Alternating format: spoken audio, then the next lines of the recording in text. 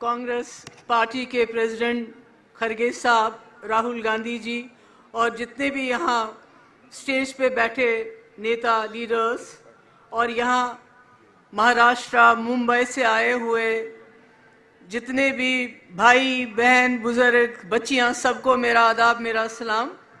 आज मैं राहुल जी को उनकी यात्रा पूरी करने के लिए मुबारकबाद देना चाहती हूँ और साथ में कहना चाहती हूँ, राहुल जी, इस मुल्क ने, हिंदुस्तान ने गांधी जिसका नाम है उससे बड़े बड़े इम्तिहान लिए, बड़ी बड़ी कुर्बानियां ली हैं।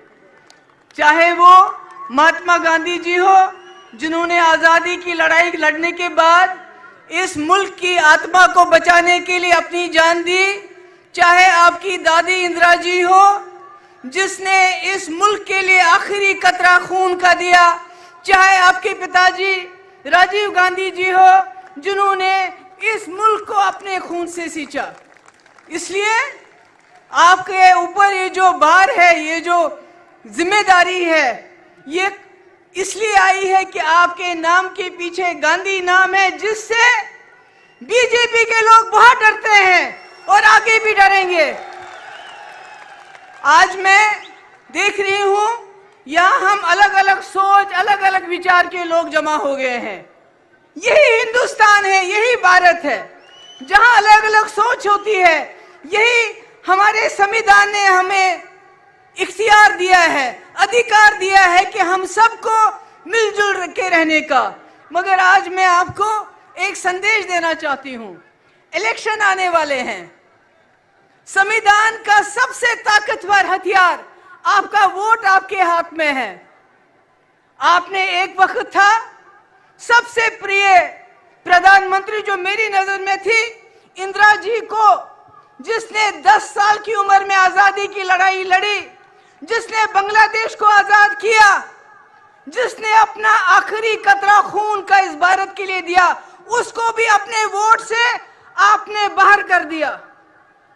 आपने 2014 में मोदी जी को चुना जिन्होंने कहा सबका साथ, सबका विकास, सबका विश्वास, जिन्होंने कहा मैं हर साल 2 करोड़ नौकरियां दूंगा, जिन्होंने कहा 15 लाख रुपए जमा करूंगा तुम्हारे खाते में, जिन्होंने कहा कांग्रेस 450 रुपए में गैस सिलेंडर देती है, मैं 400 में दूंगा, जिन्होंने कहा औरतों के साथ ज्यादती हो रही है, मैं उनकी रक्षा करूंगा, और आपने वोट दे दिए।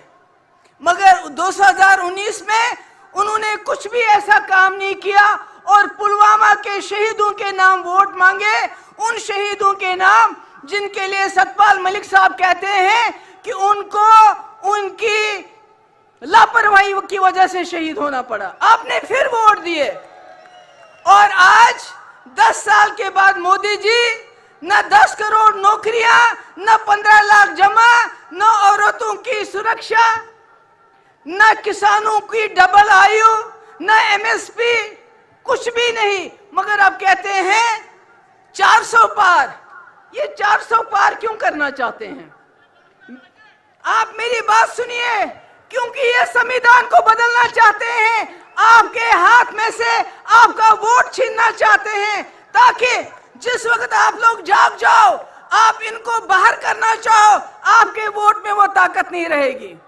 हम ऐसे हो जाएंगे जैसे चीन में वो किसी को भी वोट डालते हैं, चुना एक आदमी जाता है, एक जमात चुनी जाती है। जैसे प्यूटन रशिया में चुना जाता है। मोदी जी इस मुल्क को ऐसा ही बनाना चाहते हैं कि आपके वोट को, अगर आपने इस इलेक्शन में सोच समझ के वोट नहीं डाला तो आपके वोट की कोई ताकत नहीं रही। मैं जम्मू कश्मीर से आती हूँ, वहां संविधान खत्म है, चाहे जम्मू हो, कश्मीर हो, लद्दाख हो।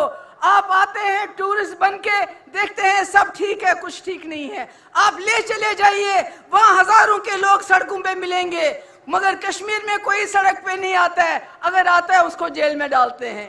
खुदा के लिए जो हाल हमारा है वो हाल आपका भी हो जाएगा अगर आप इस इलेक्शन में सोच समझ के वोट नहीं डालेंगे, संविधान को बचाने के लिए वोट नहीं डालेंगे, इंडिया अलायंस को सामने लाने के लिए वोट नहीं डालेंगे।